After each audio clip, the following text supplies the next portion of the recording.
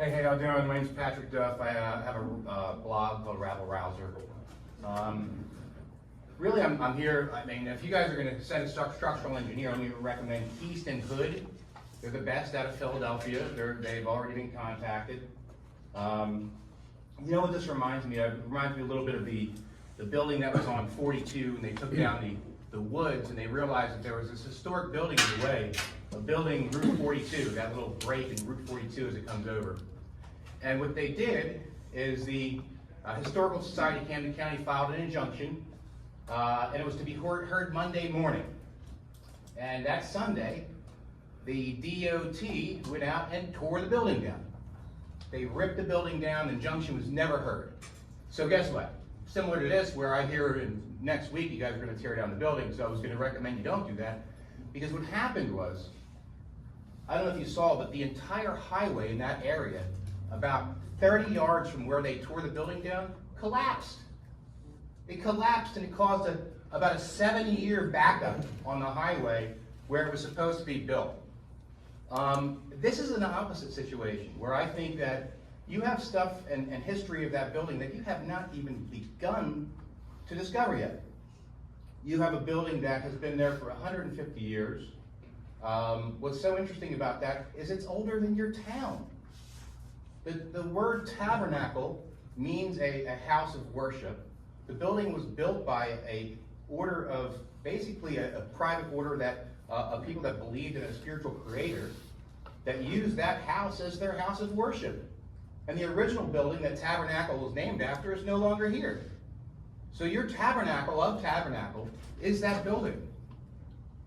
And to think that you'd want to tear that down and do so quickly, without any second opinions, with somebody claiming they can see a beam bent by their eye. Seriously, I want to try to help. And the way that any of this can be helped is usually communication, right? Nobody has communicated online with any of the residents. There's been hundreds of people posting and communicating, talking. The only person that communicated was the deputy mayor's husband. And I think that is shameful. I mean, this is your town, mayor. I mean, you are the mayor of the town, and you're proud to be the mayor, I'm sure. Well, be proud to be the mayor and stand the hell up and confront the people and talk to them when they have an issue. You know, listen, I saw the Facebook posts you're making, we're gonna basically, forget those people tonight, we're gonna get them, like you were some sort of tough guys or something. Like, that is absolutely heinous. When you have elected officials, and this is what I'll say, the people that got hurt, your businesses are getting hurt, sue these bastards. Sue them. File a class action suit for Russo's and the other buildings. And if that building is not off, Mr. Burns, let's say the structural engineer goes out there and finds it's not off. What kind of fraud are you trying to commit on this township, Mr. Burns? What kind of fraud is that? I mean, that's fraud. That's clear fraud. Wouldn't you say? If I came to your household and I said, you know what, this building needs to come down because I noticed that the roof is out of line. And I called up the building inspector for wherever you live, and they came out. He was a friend of mine, maybe. We agreed that the building was off. Would you tear your own house down?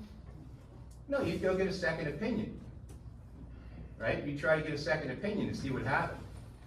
So, thank you very much. Thank you. And please get the structural engineer out, Keystone Hood.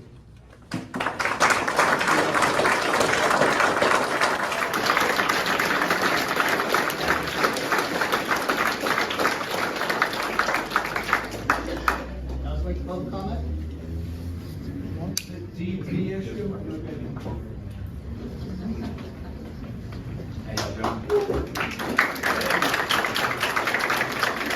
Hey, I'm Patrick Duff, Haddon Heights, Rabble Rouser blog. I'm sure you've seen me online. Listen, I'm glad you guys showed up today. Part of what I do is turn up the heat in politics, and it looks like somebody couldn't take it. And that's okay, because you made a bad decision. And when you make a bad decision and you can't stand up in front of the audience, that means maybe you're not cut out for it. And as people I know, you're residents of this town for a long time, you all are. I have probably never seen such an awesome town come out and fight for something.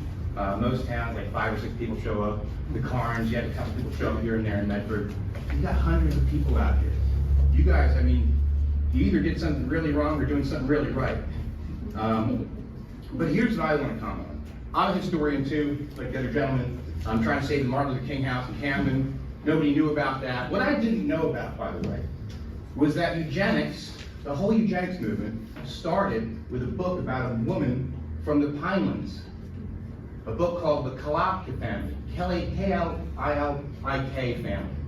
And that book was written in 1912 by a Harvard-trained professor who studied a woman from the Pine Barrens and her family. And they decided that all these people that were in this family were born and bred hereditary criminals, prostitutes, inbreds, imbeciles. Now that book, if you don't know your history, and I didn't even know, led to 60,000 people in America being sterilized. That book then led to copies being printed in German and led to the Nazis killing 12 million people in concentration camps. From that book, now I'm going to read the comments from the, this is from your deputy mayor, and I'm going to ask that you all better ask this woman to resign, and if you don't, maybe these, I don't know. It says, there is actual truth to the Pineys being incestuous, illiterate, mentally deficient, inbred imbeciles, supposedly responsible for generations of morons and prostitutes. Fascinating, I tell you. That's your deputy mayor. And yeah, no wonder why she's not here. And what she posted when I right before that, beware of making deals with the devil. She's talking about me. For he will always find a way to collect his debts. Well, what I told you last time, when we passed that resolution, I said it very clearly. I said, you are going to get a lawsuit. I said that. And guess what? Raised money, and guess what? You got a lawsuit, and you lost. You never thought you'd lost. And I know Mr. Burns is saying, I know what we could do. It's called the Robert Moses rule. As long as we start this demolition, get him in there and going, the judge won't say no. But you know what the judge didn't do? He didn't believe you, Mr. Boyd. And I'm going to say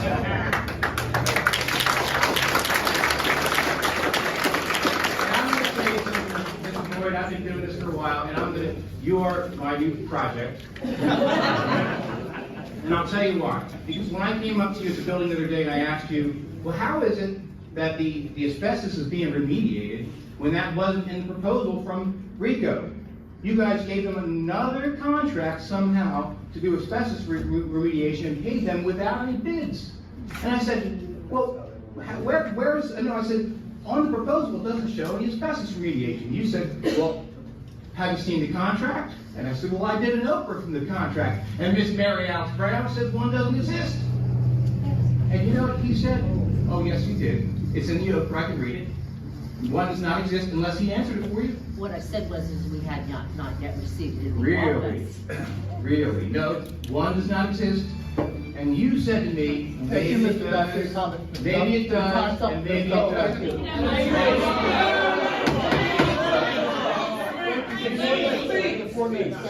need to take control of your town as mayor. Get control of that guy who's going after the farming center. Stop. Please. Thanks for coming. Thank you, Mr. Duff. You really need to take your citizens.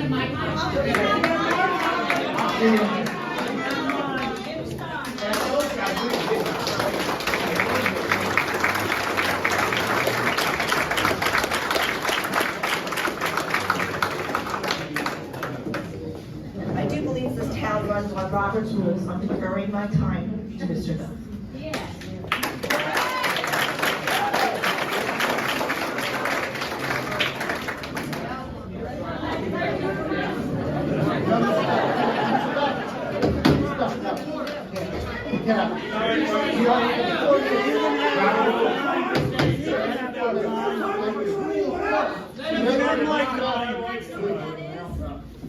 Please, Mr. Duff. Thank you. Therefore, please raise your hand.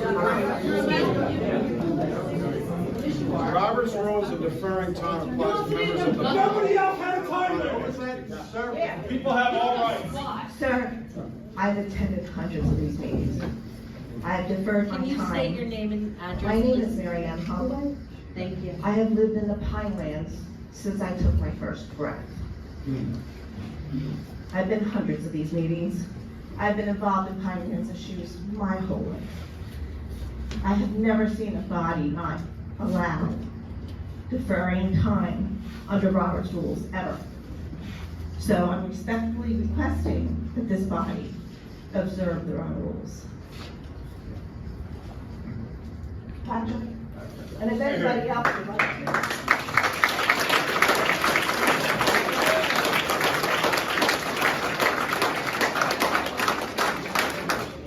All right, so hey, listen, this is a good part. This is the good part. This is where everything comes together. Kumbaya moment, right?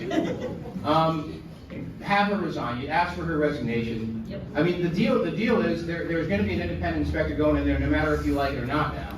And when that comes back and shows that the building is structurally sound, somebody's probably going to be in trouble. So what about just possibly start seeking all the new, the lifting and moving the building, and maybe you can avoid anybody getting in trouble for that inspection by having people come in and say, hey, you know what? Maybe the lawyers have agreed to not have to need the inspection because the township's agreed not to destroy the building. Save all that money, right? Save all that money. You're looking for the open request? I'm sure. The open request is that no contract exists. Business on my phone, but that. But yeah, I'm saying that because I think that's the solution. The solution is you don't want to destroy it now. I mean, politics is bad. Well, whatever you're doing on there is operable. You guys should know that. Anytime you're using your phone at a meeting, you can Oprah what's happening on the phone. And let me say that too.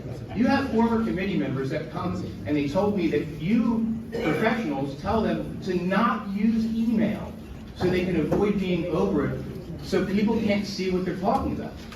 That's illegal. You can't, I mean, you can do it. You can't say it. It's like, it's fraud. It's you're committing. The whole thing is this. Listen, as I said, just do yourself a favor. Consider the moving of the building. Consider what the people want, and consider just removing Natalie Stone from office, because I think that's the issue here. I don't know what happened to you two. I don't know if there's some sort of witchcraft or something voodoo. Guys, come back to your senses, man. That post was about you. Yep.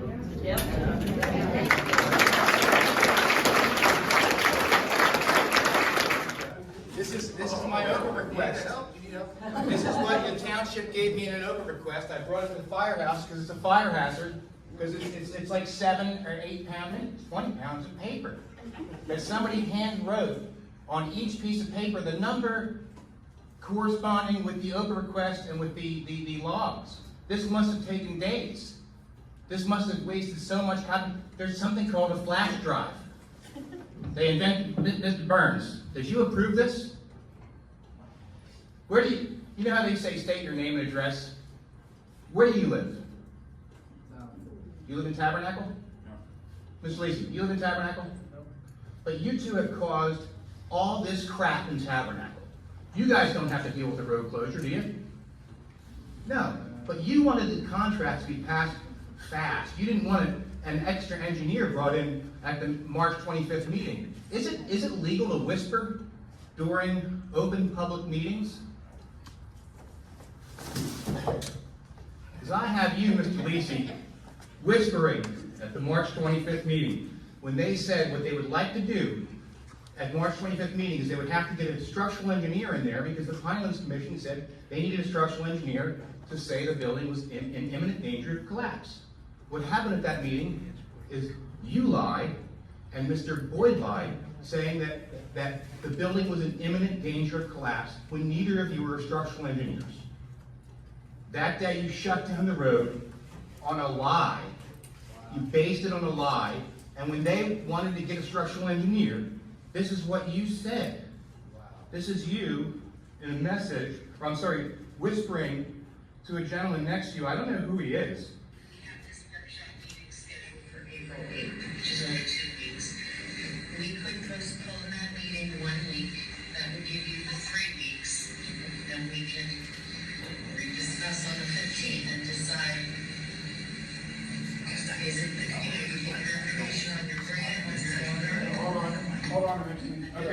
I want to explain what he says. Hold on. It's just that our attorney said that's not legal? No, it was Scott England. Oh, it's Scott. Scott England was next to him? Okay. Well, you said to him, when they said they can go out and get another, that they have to put it out to bid for contract, you said, no, they can just do it under my contract. Oh, man. That's what you said, isn't it? And then what you said was that you didn't want to wait for the independent structural engineer.